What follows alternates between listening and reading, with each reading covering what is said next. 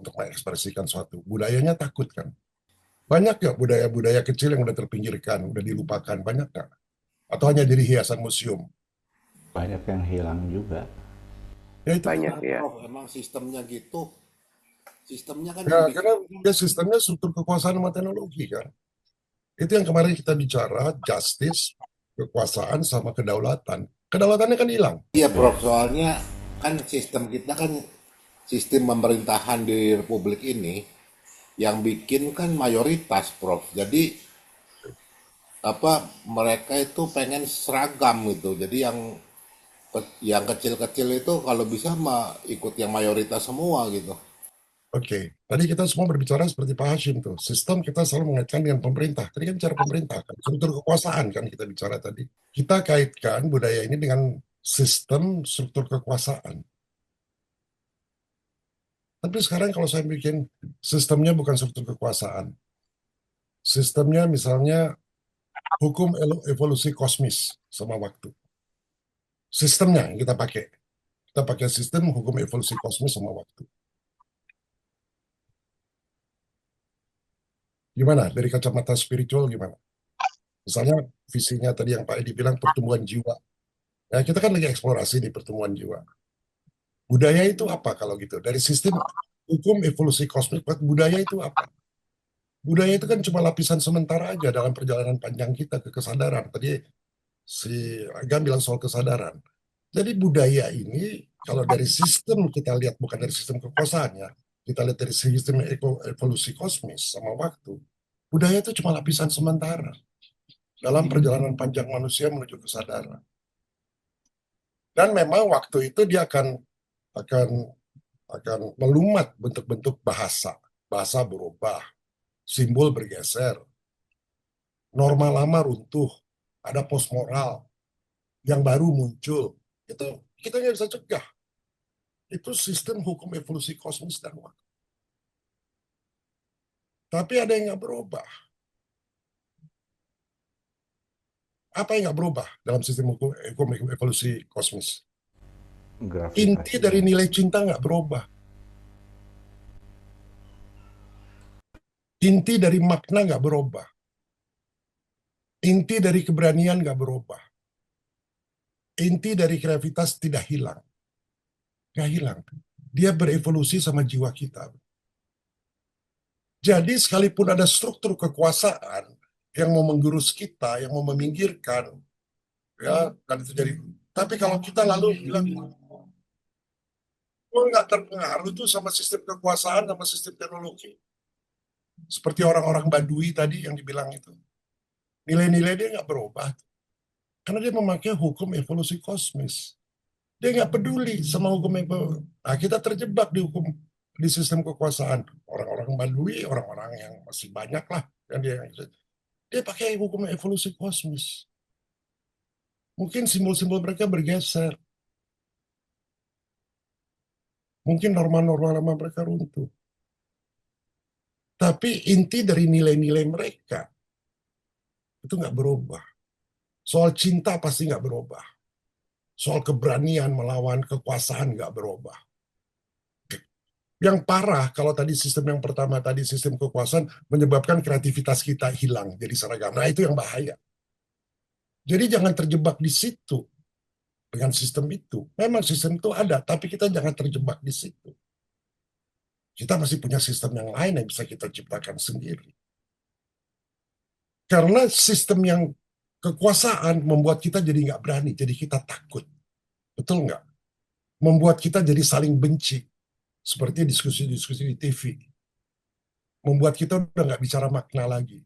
Membuat kita udah nggak ada kreativitas lagi. Makanya kemarin kita bicara mengenai imajinasi kan. Hilang. Jadi memang ada sistem yang dibuat oleh pemerintah, sistem kekuasaan. Tapi jangan lupa, kita punya juga sistem yang kita bisa lihat berdasarkan hukum evolusi kosmik. Jadi di sini waktu itu bukan penghancur. Waktu itu hanya menyuling. Makanya akan ada difficulty buat kita, buat rakyat ada difficulty. Tapi dia hanya menyuling aja supaya kita lebih murni itu. Beyond spirituality kan kita nggak bicara soal struktur sistem kekuasaan, kita bicara hukum evolusi kosmos. Ini ada dua sistem nih ya. Jadi pengertian pertama itu budaya itu sebagai bentuk memang akan hilang, tapi sebagai esensi roh yang terus mencari ekspresi baru, nggak boleh hilang. Bahayanya sistem kekuasaan ini membuat hilang itu kita terbawa. Itu bahaya. Makanya kita harus ingat ini. Ini ada evolution kosmik dalam waktu. Ada inti. Kalau yang kekuasaan itu udah nggak bicara nilai itu. Apalagi cinta. Nggak ada. Homo homini lupus. Kreativitas kan hilang kalau pakai kekuasaan. Kalau evolusi nggak hilang. Nggak bisa hilang. Nggak hilang. Dia berevolusi. Terus berevolusi. Mungkin saya ngawur ya ngomongnya ya. Rara nggak? Budaya sebagai bentuk hilang, tapi sebagai spirit, ya, sebagai roh tuh, ya akan ada ekspresi baru terus. Ya. Kalau you lihat ya di Beyond Spirituality, kan ngomongnya kadang suka lucu, suka kasar, suka apa, ngerti nggak? Suka, wah nggak sopan, betul. Kan nggak ada sopan santun kita, betul nggak? Coba lihat di Ya, situ. betul. Karena itu ekspresi bro, nggak bisa dibendung.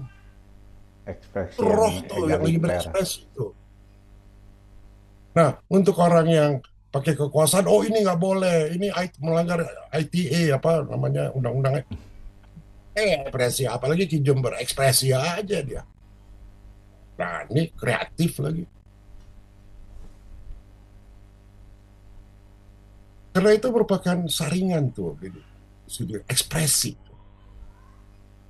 Kalau yang di sistem kekuasaan tadi, kita nggak bisa berekspresi, bro.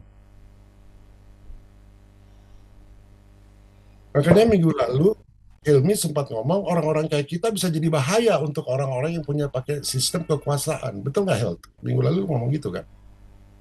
Helmi ada saudara aja katanya barusan. Jadi izin live dulu. Nah, yang ketiga, tadi yang pertama sistem kekuasaan, yang kedua itu sistem berdasarkan evolusi kosmik. Yang ketiga itu kita bikin sistem sendiri. Namanya sistem, nah ini untuk menjawab pertanyaannya AR. Gotong royong. Itu sistem internal diri kita sendiri. Jadi kalau kita memakai sistem internal kita, nggak terpengaruh. Kita seolah-olah budaya kita atau sistem kita dipengaruhi oleh atas. Nggak bisa. Budaya nggak bisa dipengaruhi oleh sistem. Ya, bisa tergerus, tapi kita harus tahu layer-layernya dari sistem itu. Karena selalu ada 3 layer. Sistem itu ada layer kekuasaan, ada layer evolusi kosmik, dan ada layer sistem internal kita. Jadi dalam sistem ini, internal manusia, budaya itu hanya suatu sequence dari satu pattern, satu pola di dalam yang dibilang Agam, kesadaran kolektif. Agam ngomong gitu tadi kan? Halo Agam. Agam keluar juga. Dia Masih kan di bilang jalan tadi. sih. Masih di jalan dia. Jadi kalau sistem internal manusia itu sequence dari budaya kita tuh satu sequence. Jadi nggak berhenti, oh harus ini aja, aku budaya Sunda. Nggak, itu sequence, ada pola tuh. Dan kesadaran individu, ketika kita berkumpul bersama, ada kesadaran kolektif. Nah, dia berubah, sistem kita internal berubah, ketika apa? Ketika kita menemukan makna baru. Dan makna baru itu hanya bisa terjadi kalau kita mengalami penderitaan bersama. Itu pun nggak cukup. Kita mengalami penderitaan bersama, kita mengalami makna yang baru, baru kita akan memperoleh pencerahan baru. Kalau begitu, kita pakai sistem internal kita, maka budaya yang mau dihancurkan itu bisa kita transmutasi. Parat, hukum parat. Budayanya bisa kita transformasikan, bukan dimatikan. Nggak bisa dimatiin. Kalau sistem itu kita bikin sendiri, sistem internal dalam diri kita. Jadi Agam benar tadi, sistem yang melumat itu justru adalah ketidaksadaran manusia itu sendiri. Bukan struktur dari luar. Yang menghancurkan kita sistem internal kita sendiri sebagai individu. Tadi kan eh, Taufan mengatakan sejak kita lahir sampai kita mati kan dibesarkan, betul nggak? Jadi ada pengaruh dari luar kan, Ya, bro? Betul. ya, Tapi kalau kita sadar, dia nggak bisa melumat kita. Jadi melumat kita ketidaksadaran kita sendiri. Tadi seperti you bilang, ada budaya asing. Karena kita nggak sadar kan. Tapi kalau kita sadar, struktur dari luar nggak bisa ganggu, bro. Jadi setiap orang punya budayanya sendiri, harus punya sistemnya sendiri. Sistemnya cuma ada tiga. Sistem kekuasaan, apalagi sekarang ada teknologi. Lalu kita yang kedua, kita mengikuti evolusi dari kosmik. Dan yang ketiga, sistem internal dari kita. Kalau yang di Toraja itu dihancurkan bentuknya, kalau sistem internal mereka di dalam kuat, dia bisa menemukan makna baru. Dia bisa dapat pencerahan baru. Tapi dia pasti akan mengalami penderitaan bersama-sama. Jadi mereka bisa menangis, bisa sedih. Kira-kira setelah mereka nangis sedih akan muncul sesuatu enggak? Orang Indonesia kan selalu bilang ada hikmahnya, kan benar nggak? Justru menurut gua itu akan ditransformasi yang akan di Toraja akan jadi lebih kuat. Nggak bisa dimatiin. Wadahnya bisa dimatiin, tapi getarannya nggak bisa dimatiin. Dan getaran dia itu penuh dengan kemarahan loh. Karena mereka cinta dengan sistem internalnya di dalam dirinya. Jadi yang melumat itu ketidaksadaran manusia sendiri, bukan struktur dari luar. Kalau gitu, kita patut worried nggak? Kalau gue sih enggak. Karena gue sistem internal gue perkuat gitu di situ. Apa yang terjadi di Indonesia, gue lihat ada makna baru. Ini kita lagi ngalami penderitaan bersama, tapi ada makna baru. Ini ada pencerahan baru. Jadi kita harus transformasikan. Silakan teman-teman diskusi. Jadi budaya ada dua sebagai bentuk dan sebagai ekspresi dari roh. Sistem itu ada tiga. Kira-kira mulai mengerucut gak tuh? Supaya kita nggak melebar.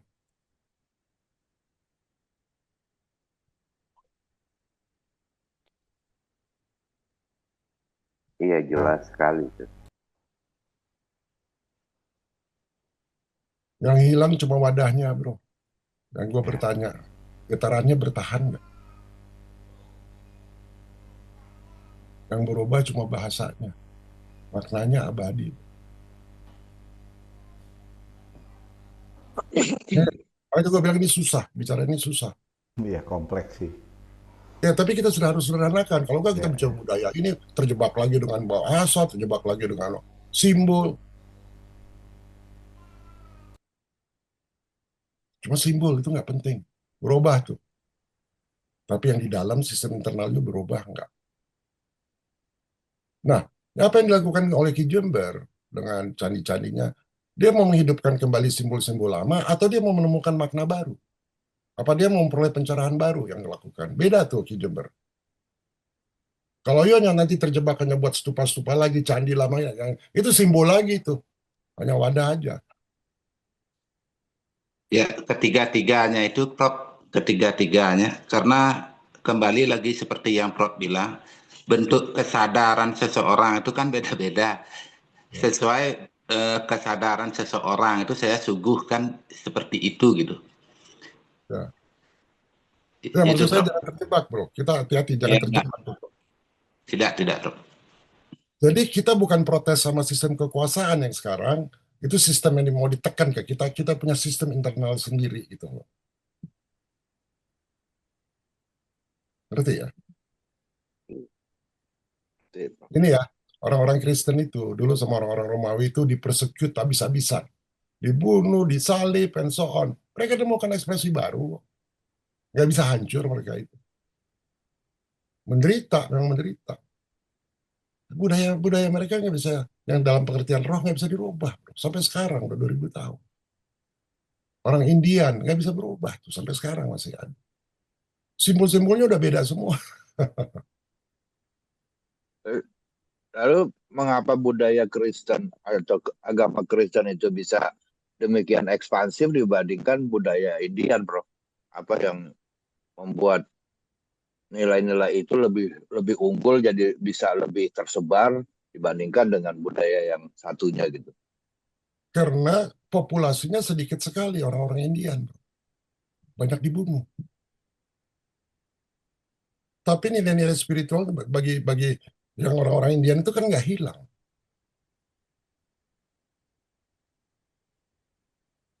Mereka kan dibunuh habis, bro, banyak dibunuh. Kalau Kristen itu kan malah ada pausnya, ya, menguasai dunia lah mereka itu. You lihat sekarang Islam. Islam sekarang udah berapa? 1,5 miliar. Dulunya kan juga perang itu kan. Iya. Perang salib ini terjadi 9 kali, bro. Itu mau apa? Pakai kekuasaan kan? Mau pakai kekuasaan, betul nggak? Tapi sistem internal manusianya kan nggak berkembang terus. Mau dipersecute seperti apapun berkembang terus. You mau menghapuskan Islam dari muka bumi, nggak akan bisa, bro. Kenapa? Karena itu sistem internal dia, belief system dia. Nggak akan bisa. Itu ekspresi manusia sesuai dengan kesadarannya gitu. Tadi Agam bilang.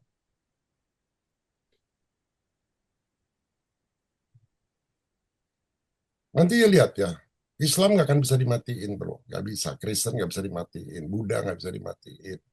Ya, hanya transformasi aja. Kalau manusianya sadar, dia akan transformasi. Kalau manusia nggak sadar, ya udah lumat dia.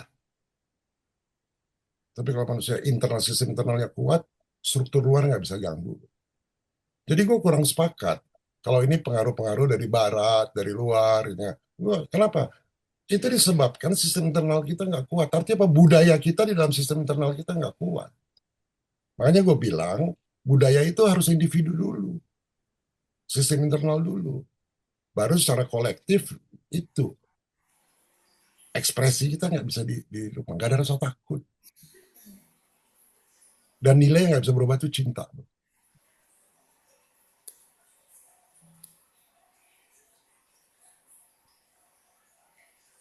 Coba ini membawa kita berpikir nggak? Pengalaman kita mengenai budaya sama sistem. Kita harus kaitkan. Makanya gue tanya, sistem atau budaya? Budaya atau sistem? Budaya Ya, bisa digerus, ada bentuk. Kalau dilihat budaya kita ini main sebagai bentuk, oh ini kita bicara bentuk tuh semua. betul, Prof. Maksudnya penguatan sistem internal kita kan sebagai penguat budaya itu. Tapi yang memberikan pendidikan untuk internal sistem kita itu dari mana dulu gitu kan? Pertama kan dari keluarga dulu, kedua dari lingkungan dan dari pendidikan gitu. Nah, lingkungan kita sendiri sudah terpengaruh oleh budaya mana? Pendidikan kita sendiri ngambil kurikulum mana? Artinya kalau misalkan sistem pendidikan kita tidak memperdalam atau mengajarkan nilai-nilai dari untuk penguatan budaya itu sendiri, ya itu yang maksudnya bisa tergerus juga. Ya udah pasti terus karena itu berdasarkan struktur kekuasaan kan membuat pola pikir seragam kan itu yang gue Betul, maksud. betul. Betul. Tadi Nah, kan kita bicara itu aja. Nah untuk memperkuatnya gimana gitu? Boleh kita kalau saya ya, lu lihat deh ekspresi gue sama anak-anak gue. Anak-anak gue bisa bicara seenaknya sama gue, bener? Karena gue bentuk sistem internal mereka, bro. ya, Mereka bisa bicara ekspresi seenaknya, bisa maki-maki gue, tai anjing babi. Dan gue juga bilang kan, ada sendiri bilang, kalau kamu merasa diri kamu benar, pertahankan, serang papi habis-habisan. Karena gue gak mau pakai pendekatan struktur kekuasaan, hierarki. Gue bapak, lu anak. Lu harus nurut sama gue. Nggak begitu. Itu anak gue ya, gue cerita aja. Dia datang nih, gue gak usah cerita yang mana ya, tapi bukan Arya. Kalau papi gini, dia tampar gue tampar lagi. Kita berantem. Badannya gede. Kenapa? Karena dia punya sistem internal untuk ekspresi. Kan gue juga punya gitu. Dia mau fight, ya fight. Tapi gue nggak pernah pakai sistem pendekatan kekuasaan. Gue mau bentuk sistem internal dia gitu. Berani untuk berekspresi. Tapi Tapi udah itu selesai. I love you, peluk-pelukan kita cium. Sekarang ya bayangin, kalau you didik anak di 7 tahun pertama begitu gimana? Mau datang dari luar seperti apa, si Arya itu udah ngatai anjing semua tuh. Ngomong gitu kan dia. Polisi di Karangasem aja 15 orang dia bisa perintah-perintah, Tovan benernya. Kenapa? Vibrationnya bertahan. Getarannya tuh. Jadi gue nggak takut bro sama struktur kekuasaan. Yang gue paling takut itu apa? Kebodohan. Itu aja. Nah, pendidikan itu yang tadi Tovan bilang itu membuat kita bodoh. Jadi kita harus perkuat sistem internalnya. Oleh karena itu, forum-forum kayak Beyond Spirituality, Beyond yang kayak kecil-kecil ini jadi penting. Betul nggak? Iya, iya. Karena nanti kalian bisa mencerahkan. Jangan terjebak budaya sama bentuk, bro. Jangan terjebak sama Don Montar. Jangan terjebak bisa ngapalin Hana Caraka, Data Sawolo. Iya, betul. Maksudnya gini, budaya itu sendiri kan akan membentuk karakter si personnya itu. Tapi kalau misalkan Betul. karakternya internalnya tidak kuat, ya tetap aja bisa tergerus juga dengan sistem Nah, jadi yang eksternal. paling penting apa? Struktur kekuasaan atau struktur internal? Internal. Internal. Itu jadi budaya, bikin jadi budaya. Karena struktur internal Ah, itu gua pahami sebagai spirit kita, roh kita yang terus mencari ekspresi baru. Kalau kita terus mencari ekspresi baru, kita kreatif nggak? iya, Berarti. pasti kreatif. Kreatif. Yuk banyak nulis, Topan apa itu kan ekspresi baru terus. Karena itu saya bikin struktur untuk internalisasi diri itu, Nawasastra Triwikrama itu. Ya berarti kan dia bicara internalisasi kan? Benar. Iya, Sistem yang you bikin kan? Bukan sistem iya, kekuasaan, sistem bukan. internal manusia, betul nggak? Iya, iya. Nah, jadi sekarang you udah tahu nih. Jadi mungkin di buku you, bro, you tekankan bahwa yang tuliskan sistem manusia ini bisa mengatasi sistem kekuasaan. Itu akan mantap banget, bro, kalau buku you tulis gitu. You Kan pisahkan sistem. nanti kan di koperasi itu ada akademinya, Prof. Itu yang diajarkan untuk penguatan internal sistemnya gitu. Nantinya diintegrasikannya ke situ. Kan kita pakai konsep koperasinya kan ada koperasi Hatta tuh ada sistem pendidikannya juga. Tapi Gotong kita royong. juga pakai Mondragon juga gitu ya. Jadi bisa bisa bersaing dengan perusahaan itu. Nah, di pendidikannya itu internalisasi sistemnya itu kita perkuat gitu. Pakai itu. Tapi di situ tuh ada kompas moralnya, integritas, kejujuran, segala macam tuh ada di situ. Coba kita lihat ya tadi si Angga bilang dan saya hidup seperti itu. Tadi Angga ada nggak? Enggak. Ada. Angga kan tadi bilang ambil Baduy dan saya pun hidup gitu. Itu si struktur kekuasaan sama teknologi mau bikin apa itu kan mereka kan mau meminggirkan budaya-budaya kecil mau dilupakan. Nggak bisa bertahan tuh dia orang-orang Baduy. Kenapa? Sistem internalnya kuat kan. Sejalan kaki 30 kilometer. Karena sistem internalnya kuat karena dari kecil dididik seperti itu, bro. Dia nggak bisa digantikan oleh efisiensi teknologi. Diarahkan tuh supaya pola pikirnya seragam nggak bisa tuh orang-orang yang di Amazon gitu dengan modern bisa pakai celana cangcut nggak bisa dipinggirin bro. Coba lihat orang-orang Papua, orang-orang Irian Barat yang masih bertahan. Gue kagum sama orang-orang karena sistem internalnya kuat. Begitu mereka udah modern, begitu gini, aduh gue sedih banget. Apalagi jadi pejabat seperti siapa Menteri Hukum dan HAM siapa tuh apa si Irian Louis Pigai, siapa? itu Nah itu. dia kan yang pakai struktur kekuasaan tuh. Iya, iya.